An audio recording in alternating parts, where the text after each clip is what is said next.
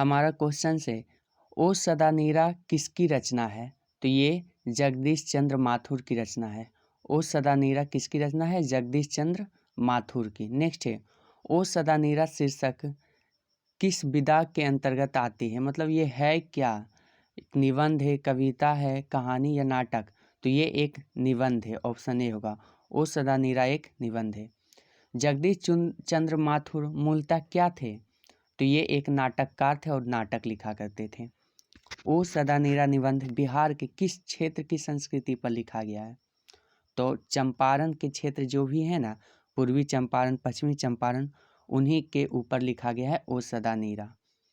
चंपारण क्षेत्र में बाढ़ का मुख्य कारण क्या है? आंसर होगा जंगलों का कटना। जगदीश चंद्र माथुर को किस राज्य के शिक्षा सचिव नियुक्त किया गया था? मध्य प्रदेश का। 12वीं सदी के लगभग 300 वर्ष तक किस वंश का शासक था? तो कर्नाट वंश का था। 12वीं सदी के लगभग 300 वर्षों तक कर्नाट वंश का शासक था। अंग्रेज ठेकेदारों ने किस चीज़ की खेती का विस्तार किया था? सबको पता होगा, नील की खेती। राजा हरि सिंह देव को गयासुद्दीन तुगलक का सामना कब करना पड़ा? 1325। धांगरों को नील की खेती के सिलसिले में कब लाया गया? 18वीं शताब्दी के अंत में। पुंडलिक जी कौन थे? ये एक शिक्षक थे। निम्नलिखित में कौन सा नाटक जगदीश चंद्र माथुर द्वारा रचित है? तो कोणार्क नाम का नाटक जगदीश चंद्र माथुर ने रचा था। निम्नलिखित में कौन सी उपाधि माथुर जी को मिली थी? विद्या परिधि उपाधि जगदीश चंद्र माथुर को मिला था। माथुर जी की भितिरवा पहुंचने पर कौन मिले?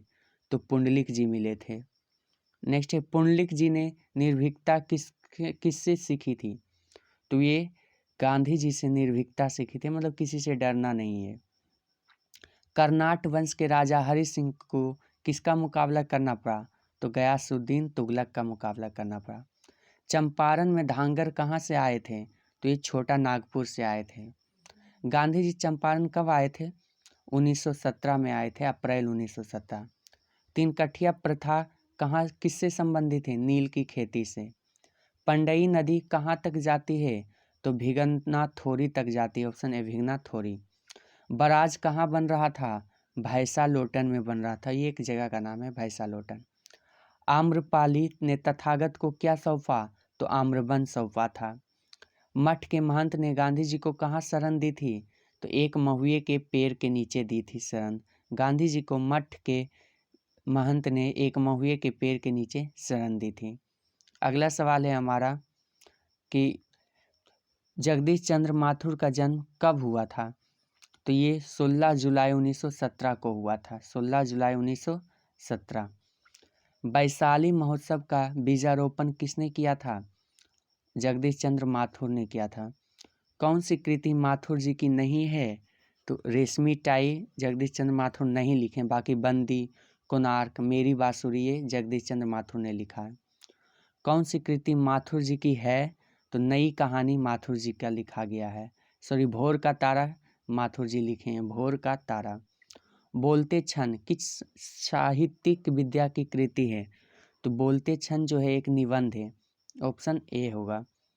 ओ सदानीरा किसको निमित्त बनाकर लिखा गया है? तो ये गंडक नदी को बनाकर लिखा गया। धारण शब्द किस शब्द से विकसित हुआ है? धारण शब्द जो है हमारा ये थार शब्द से विकसित हुआ, थार रेगिस्तान जो है। बिहार के सुप्रसिद्ध सांस्कृतिक उत्सव वैशाली महोत्सव का बीजारोपण किसने किया? जगदीश चंद्र माथुर ने किया था। ओ मेरे सपने क्या है? ये एक नाटक है। ओ मेरे सपने एक नाटक है। गौतम बुद्ध का आविर्भाव कब हुआ था? 2500 पहले ही गौतम बुद्ध आए थे। राजा हरि सिंह देव को किसका मुकाबला करना पड़ा था? गयासुद्दीन तुगलक का। ओ सदानीरा के लेखक कौन है? जगदीश चंद्र माथुर। कोणार्क के लेखक कौन है? जगदीश चंद्र माथुर। 10 तस्वीरें के लेखक कौन है? तो ये भी जगदीश चंद्र माथुर हैं। दोस्तों, इस वीडियो को आप सभी ग्रुप में भी शेयर कर सकते हैं और अगर पसंद आया तो चैनल सब्सक्राइब भी कर लीजिए।